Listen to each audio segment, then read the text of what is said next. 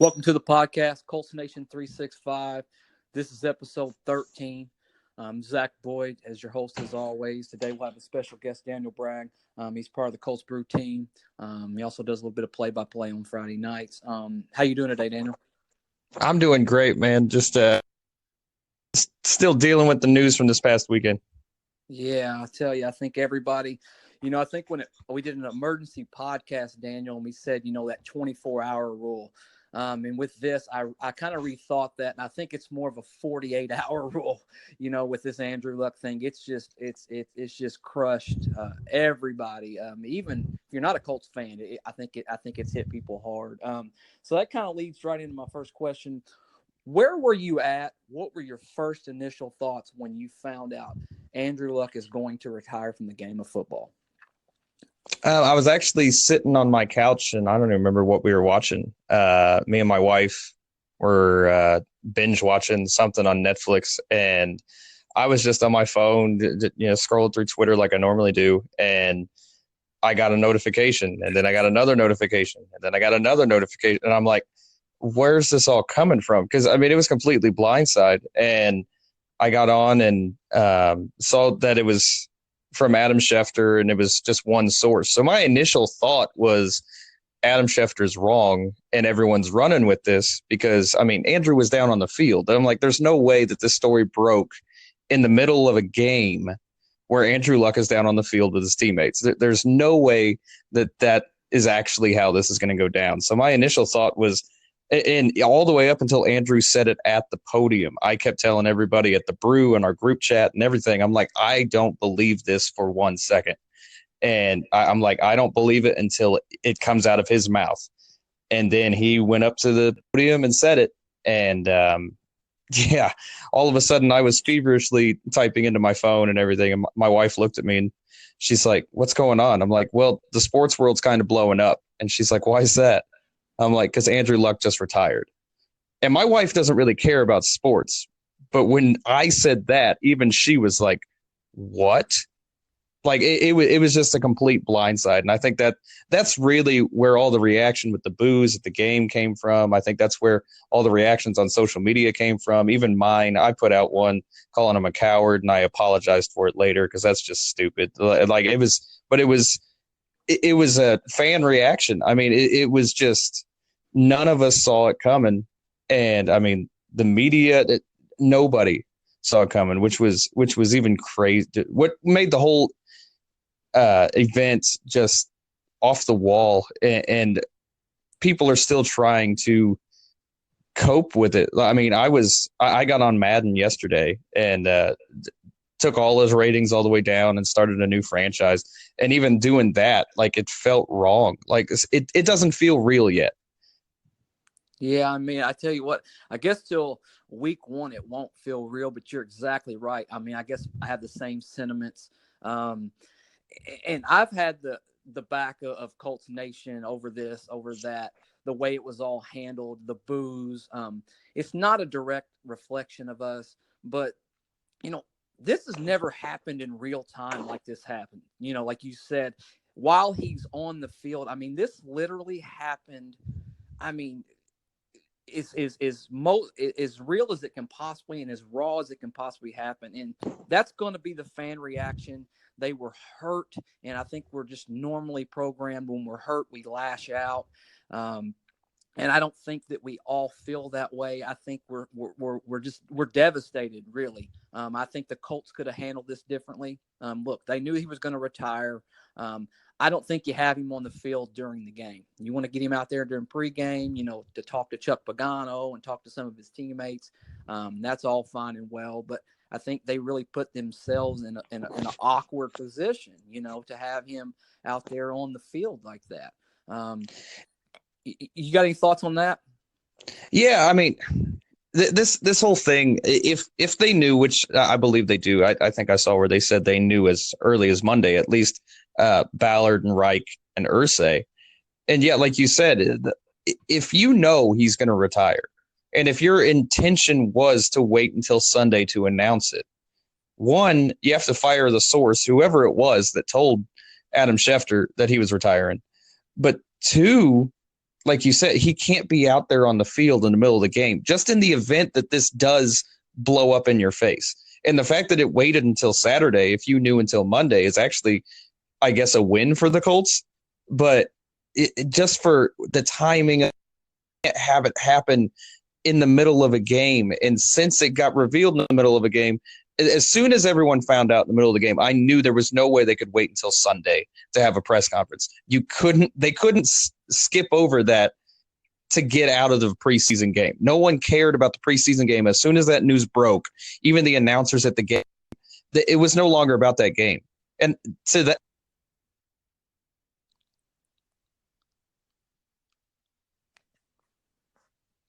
Yeah, you're still there, buddy? you got me? Yeah, man. Sorry, we had a little bit of a disconnection there, man. Oh, Follow I'm right sorry. back up. I'm sorry. I don't remember. I'm not sure what you heard, but yeah. If you're gonna have that news break, you can't have it during a game, and you definitely can't have it when he's on the field. And it's really something that the Colts. Again, I can't blame the whole Colts organization. Somebody botched it. Whoever leaked it is what caused all the chaos. But I think, I don't know. Would it have been better to wait until Sunday and none of us have any clue, and then we wake up Sunday morning and then it happened? I don't know. Like, would I rather just the Band-Aid be completely ripped off Saturday night? Either way, we were all going to be shell shocked. But I mean, at least for Andrew, he wouldn't have had to hear all the boos.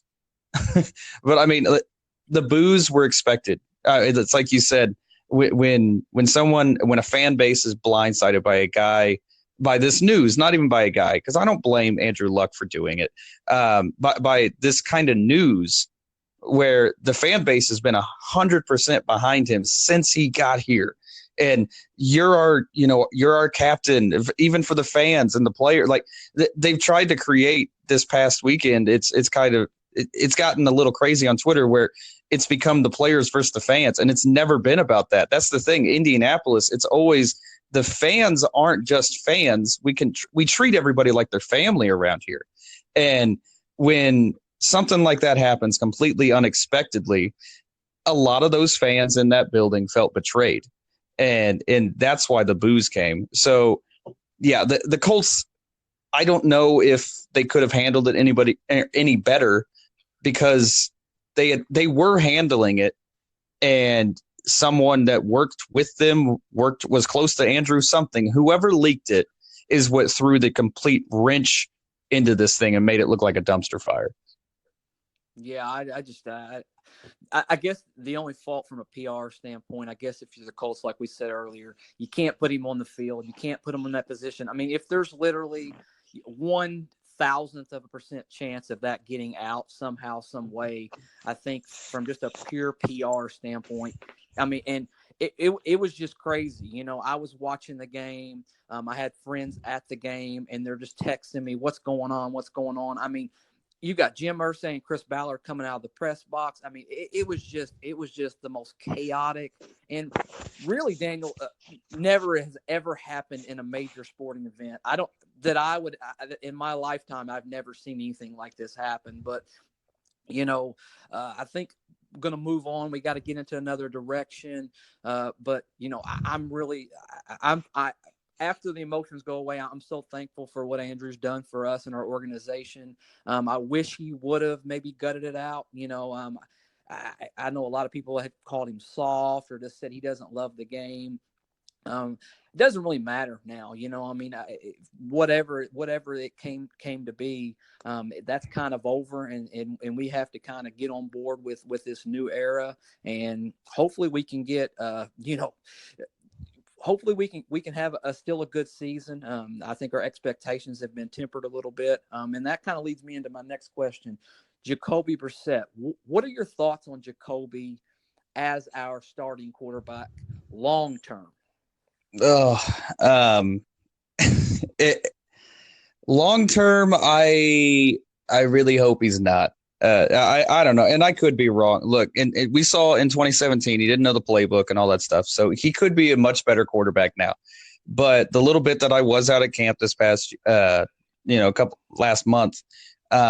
He still looks like a great backup, and he still looks like he could start on an NFL team, and he's going to start on an NFL team now. So, but to say that I've got a whole lot of belief that he's the quarterback of the future, no. I mean, it now the Colts immediately go into a situation where they're they're one of these teams that are in search of a quarterback, something that the Colts, at least for the most part of my life, haven't had to deal with.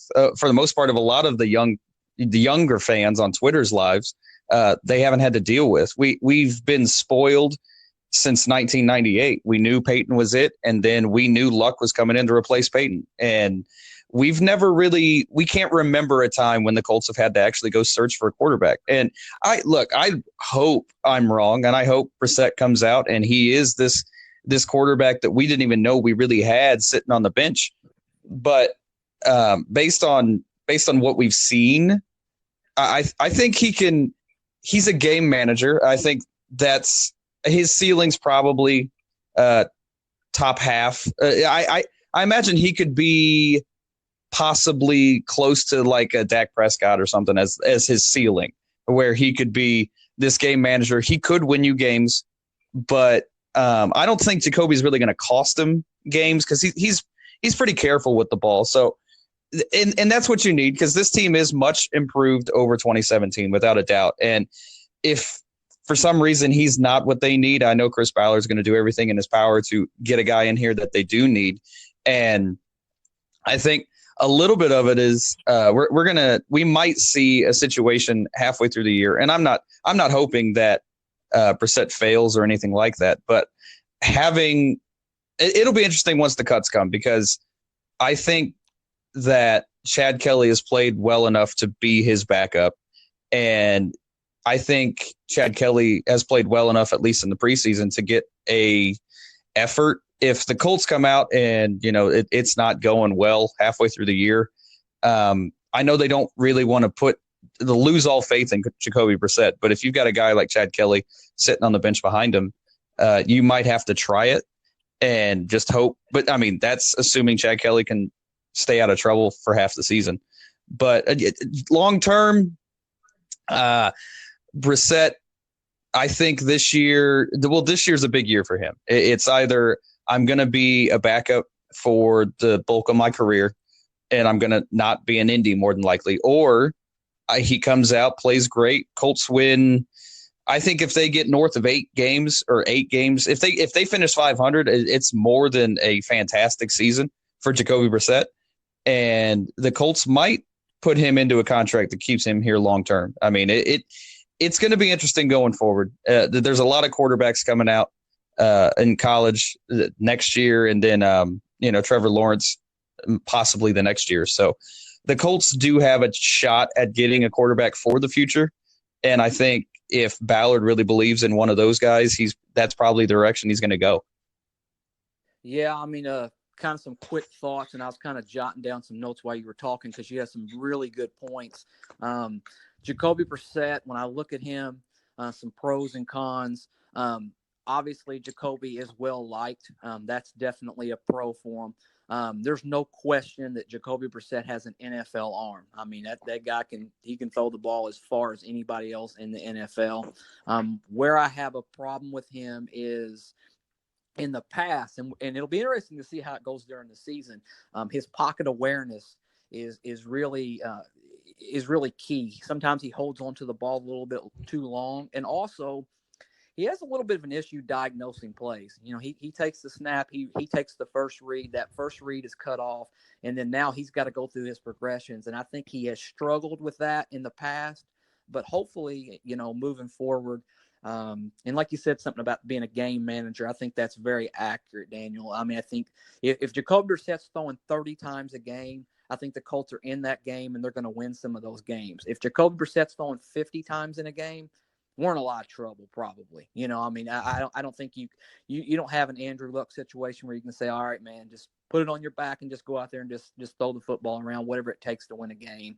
And then, Chad Kelly has just really kind of burst onto the scene, and it's very typical preseason.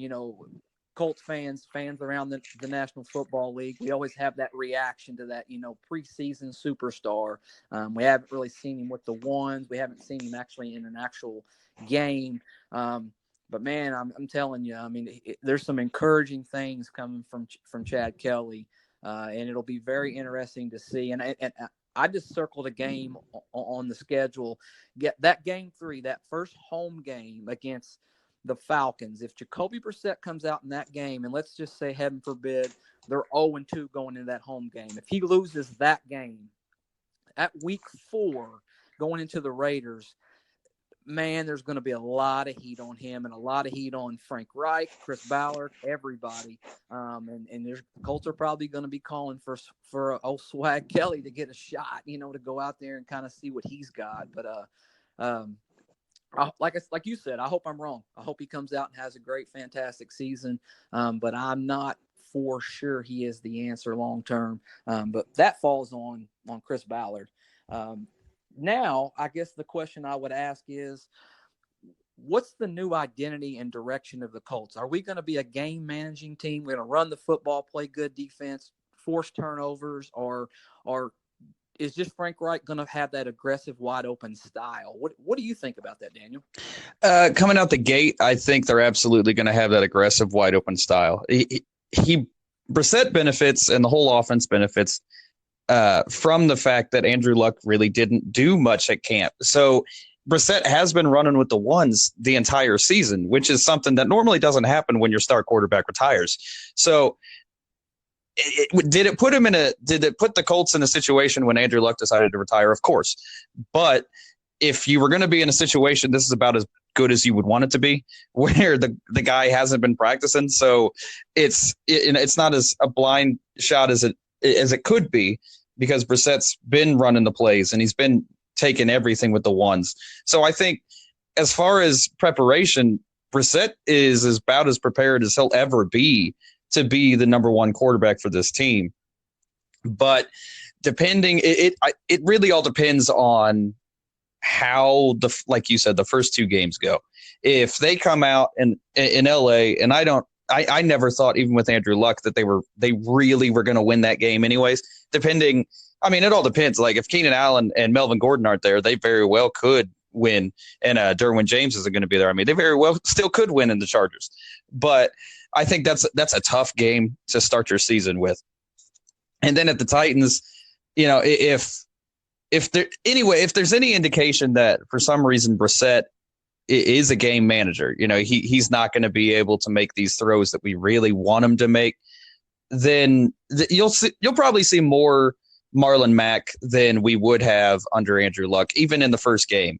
They're going to change it a little bit. I don't know that Frank Reich is drastically going to change his game plan a lot, because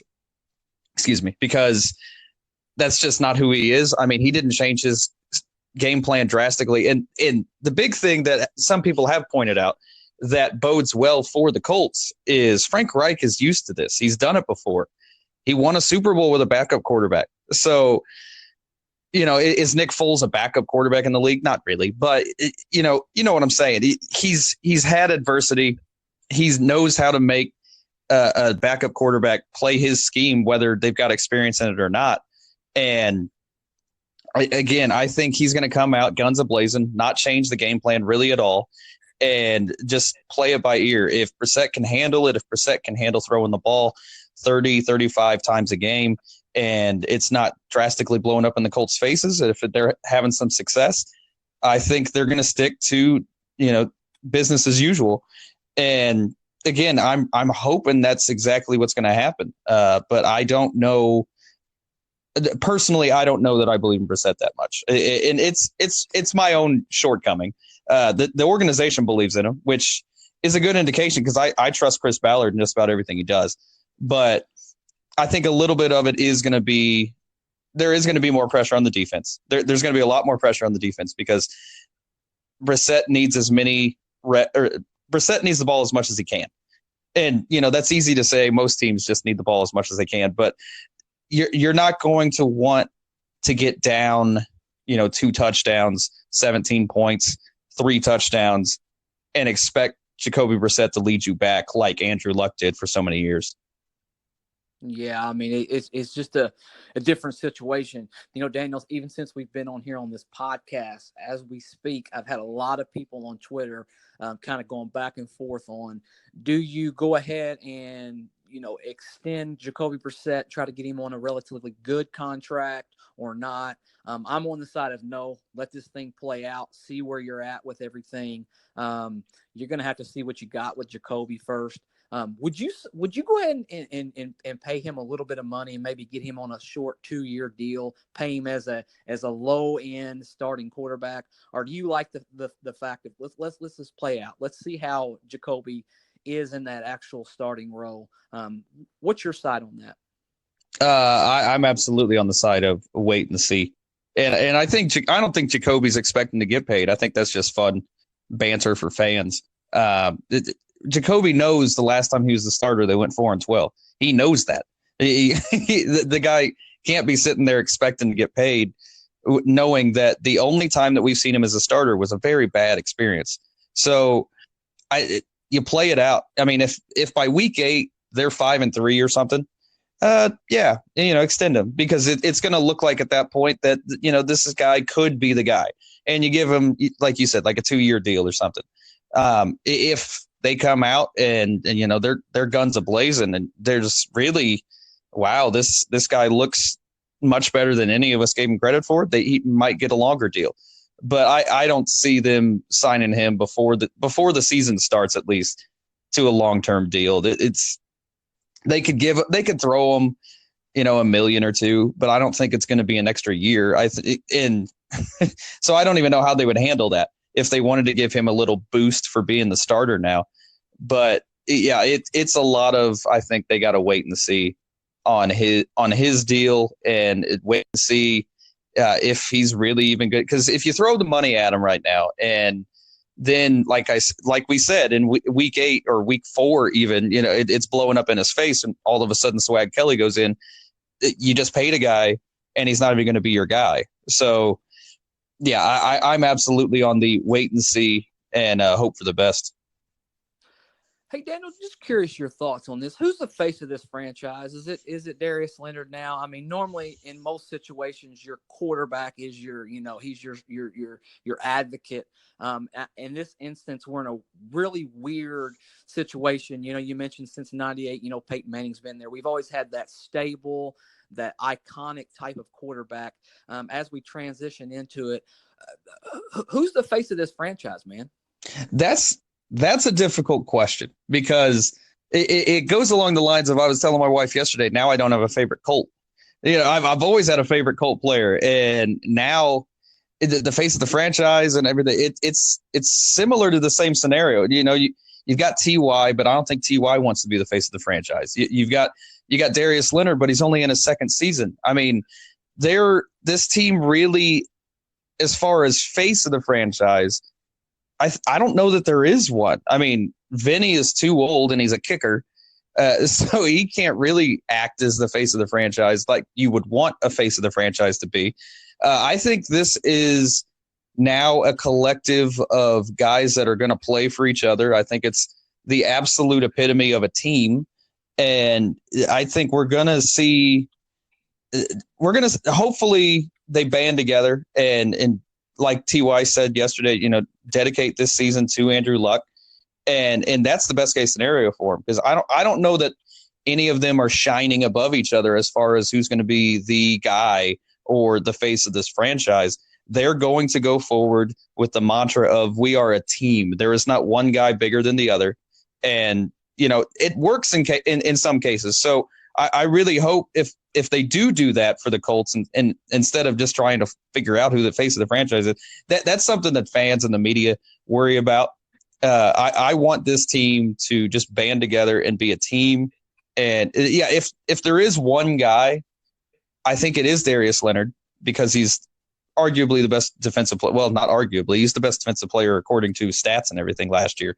So, but again, he's a second-year guy. So I don't know who the face of the franchise is. A lot of times it's the quarterback, and I think Brissett might try to step into that role, or the PR guys over at the Colts might try to step him into that role. I know a lot of people have talked about getting number 7 jerseys now. I personally wouldn't. I'd be holding on to my money a little bit longer than that. But yeah, as far as face of the franchise, if you have gun to my head, I had to pick one, it would be Darius Leonard. Yeah, I think I'm probably on the same wavelength too, because I think Darius is probably going to be here for a long time. I mean, but Ballard's already acknowledged he's going to get a lot of money, and I think he's okay with that. Man, the next man up mantra, I understand it. It's really cliche in sports, but there's a reason why teams are trading almost all of their draft picks to get a top 5 pick, to get a quarterback, a franchise guy. It's not impossible. There's been circumstances where teams have actually still had a really good foundation and found a way to go deep in the playoffs, or hell, even the Super Bowl.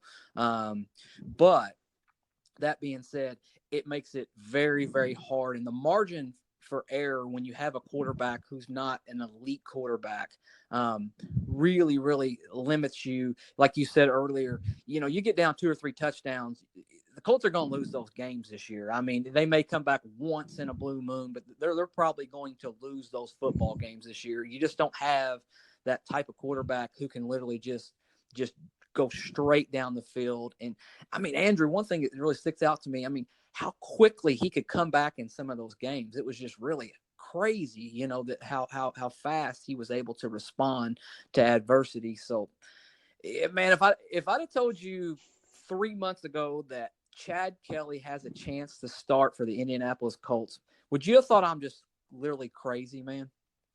Assuming that Andrew Luck was healthy, yes. Assuming, I mean, with Andrew, if you had told me Andrew Luck was dealing with an injury and Chad Kelly's got a shot to start, I'd wholeheartedly believe you. I mean, I went out to camp that first day. Sorry, had a phone call all of a sudden. I went out to camp that first day, and on the first day, Chad Kelly's first guy out there. I mean, first guy out there throwing. And it stuck in my mind from that day. And then he was the last guy on the field when they got done with camp. And then he kept that up every day at camp. Now, I don't know if he does that at the Colts complex, but at least at camp, when most eyes are on him, at least publicly, Chad Kelly's putting in the work.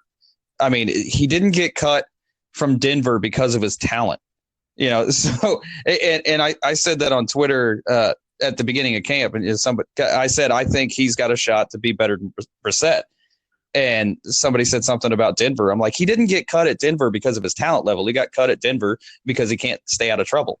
And I think he absolutely initially got brought in here. I always said he got brought in here not to make this roster. He got brought in here to be a 4th body at camp, and then he showed up and he's played better than Anthony or Walker. And then now we're in a scenario where, I mean, he's played so well in the preseason. In some of these games, I mean, Brissett hasn't been able to get anything going offensively. And then Chad Kelly comes out and puts points on the board. Now, again, it's not against the ones. He's doing it against the 2s and 3s. But still, I mean, it's not going unnoticed that Chad Kelly, when he comes onto the field, there is a different vibe on the field. Now, Brissett does have the benefit in this scenario. Jacoby has a better scenario than most other game managers in the league, because a lot of times when you don't have a quarterback, they also don't really have weapons. Jacoby has the weapons that I think normally it's the quarterback that makes the weapons look better, or they could possibly make them better, like Peyton did for so many guys. I think it's a little bit reversed in this case now, where T.Y. and Ebron and Doyle and Mack and Devin Funchess, they can band together and make Brissett, at least on the surface, appear better than what he is. They can actually, I think this offense can be a little bit more balanced, but I think those wide receivers and those options for Jacoby Brissett can actually make him go above what he ever has been to this point. And, again, I don't want to see him have to try to come back from 3 touchdowns down ever. I don't want to see any quarterback have to do that. But if they're down 10 points or whatnot, I still believe in Jacoby, mostly because I believe in his targets. I believe that if you get Ty and say, dude, I need you to burn a defender and make a big play, Ty is going to be able to do it. All Jacoby's got to do is get the ball near him. So I think Brissett's got a little bit of an advantage in that. But yeah, if you had told me at the beginning of the season that when they signed Chad Kelly that he was being brought in to potentially be a starter, assuming that Andrew Luck was going to be available, I would have called you crazy. Yeah, man. I tell you one thing about him, and we always have that knee-jerk preseason reaction. It just happens all around the NFL. But man, when he's on the field, like you said, there's a different vibe. I mean, he's electric. I mean, there's just something about that guy. When he's on the field, he just looks like he's, I guess, confident, first of all. I mean, he just doesn't hesitate. It's like he's not thinking. He's just going out there playing football and just doing the best he can. And to your point earlier, he made an NFL roster last year.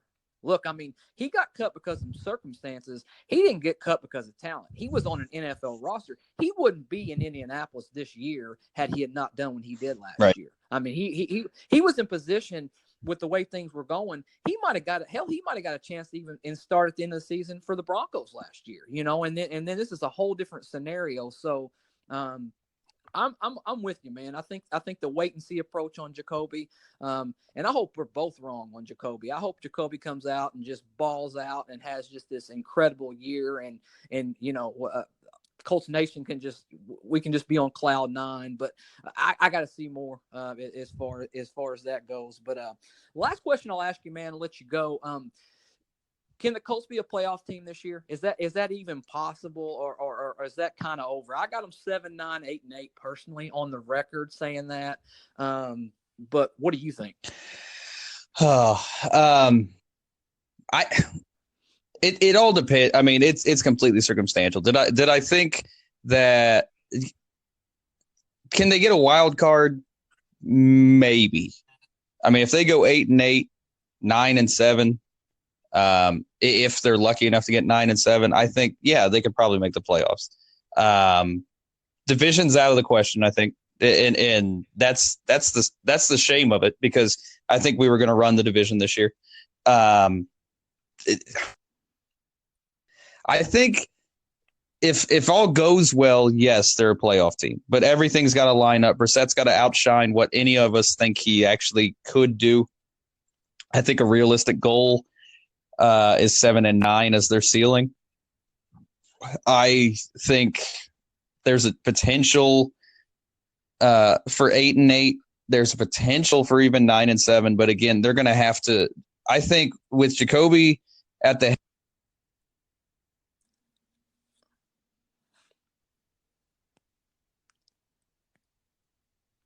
Daniel, you still there, buddy?